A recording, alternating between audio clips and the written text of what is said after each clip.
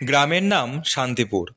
কিন্তু এই গ্রামে হঠাৎ অশান্তি ও শোকের ছায়া নেমে আসে।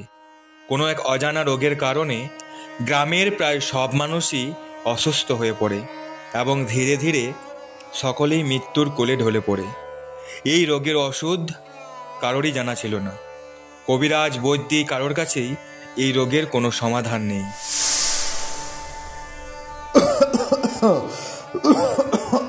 তুমি কোনো চিন্তা করো না বাবা, দেখবে তুমি খুব তাড়াতাড়ি সুস্থ হয়ে যাবে।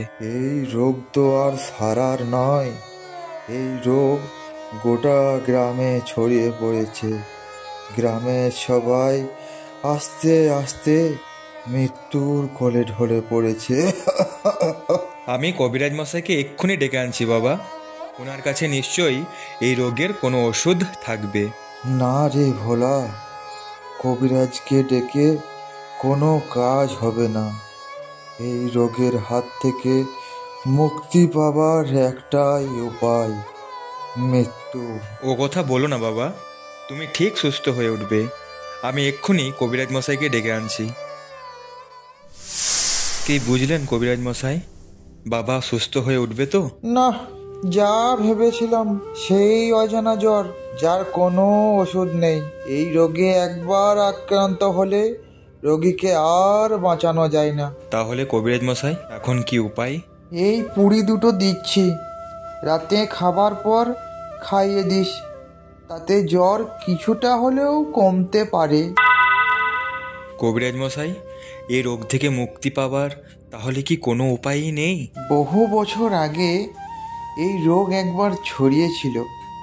তখন বাবার কাছে শুনেছিলাম, রোগীকে যদি নীল পদ্মের রস খাওয়ানো হয় তাহলে রোগী সেই রোগের হাত থেকে মুক্তি পায়। নীলপদ্ম? কোথায় পাওয়া যায় এই নীলপদ্ম? বলুন কবিরাজ মশাই বলুন, আমি সেই পদ্ম নিশ্চয়ই তুলে আনবো। সেই পদ্ম তুলে আনা সাধারণ কোনো মানুষের পক্ষে সম্ভব নয় ভোলা, আর তুই তো একটা ছোট্ট বালক। কেন সম্ভব নয় কবিরাজ মশাই? আমি আমার বাবা এবং গ্রামবাসীর জন্য সব কিছু করার জন্য প্রস্তুত আছি। গ্রামের উত্তরের জঙ্গলের মাঝখানে এক সরোবরে সেই পদ্ম পাওয়া যায়, কিন্তু সেই নীল পদ্মের পাহারা দেয় এক বিরাট দৈত্য।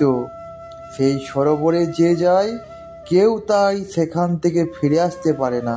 আমি যাব সেই সরোবরে নীলপদ্ম আনার জন্য, আর তাতে যদি আমার প্রাণ যায় তাহলে যাক, কিন্তু আমি প্রাণ ভয়ে পিছু পা হব না। পাগলামো করিস না ভোলা, সেই পদ্ম আনা তোর পক্ষে সম্ভব নয় রে বাবা।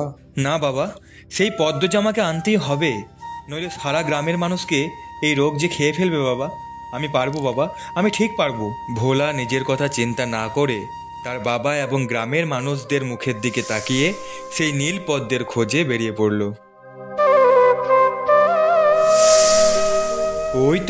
ওই তো সেই নীলপদ্ম। আমি পেরেছি নীলপদ্মের কাছে পৌঁছতে আমি পেরেছি।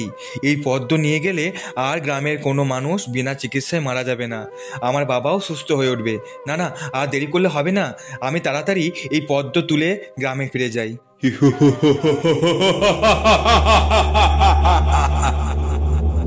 ওই ছেলে, কে তুই?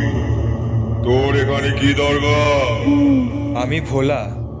আমার গ্রামের সবাই এক অজানা রোগে আক্রান্ত, তাই রোগের ওষুধের জন্য আমি নীলপদ্ম নিতে এসেছি। তোকে তো আর এমনি এমনি আমি নীলপদ্ম নিয়ে যেতে দেব না। কিন্তু নীলপদ্ম নিয়ে যেতে না পারলে ওই রোগে সমস্ত মানুষ যে মারা যাবে। তুই যদি আমার 3টি প্রশ্নের উত্তর দিতে পারিস তাহলেই তুই নীলপদ্ম নিয়ে যেতে পারবি, আর যদি আমার প্রশ্নের উত্তর দিতে না পারিস তাহলে আমার হাতেই তুই মরবি। তাহলে তুই প্রস্তুত? হ্যাঁ, আমি প্রস্তুত।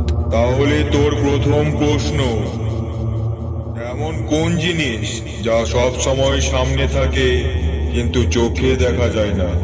বল, এর উত্তর কি হবে? সব সময় সামনে থাকে কিন্তু চোখে দেখা যায় না। ও হ্যাঁ, ভবিষ্যৎ। ভবিষ্যৎ সব সময় সামনে থাকে কিন্তু ভবিষ্যৎ কখনো চোখে দেখা যায় না। বাহ, ঠিক উত্তর। এবার দ্বিতীয় প্রশ্ন, এমন কোন জিনিস যা দেখা যায় কিন্তু ধরা যায় না? বল এর উত্তর কি হবে? এমন কোন জিনিস যা দেখা যায় কিন্তু ধরা যায় না? এর উত্তর ছায়া। ছায়া দেখা যায় কিন্তু ধরা যায় না। দুর্দান্ত। এবার তোর তৃতীয় প্রশ্ন এবং শেষ প্রশ্ন। এমন কোন জিনিস যা বয়ে যায় কিন্তু দেখা যায় না? বল এর উত্তর কি? বাতাস। বাতাস বয়ে যায় কিন্তু বাতাসকে কোনোদিন দেখা যায় না। বাহ বাহ, চমৎকার। আমি তোর উত্তরে অনেক খুশি হয়েছি। যা, তোর যত ইচ্ছে ওই পুকুর থেকে নীলপদ্ম নিয়ে যা। তারপর ভোলা পুকুর থেকে নীলপদ্ম নিয়ে গ্রামে ফিরে আসে এবং তার বাবাকে সেই নীলপদ্মের পাপড়ির রস খাওয়ায় এবং তার বাবা সুস্থ হয়ে ওঠে।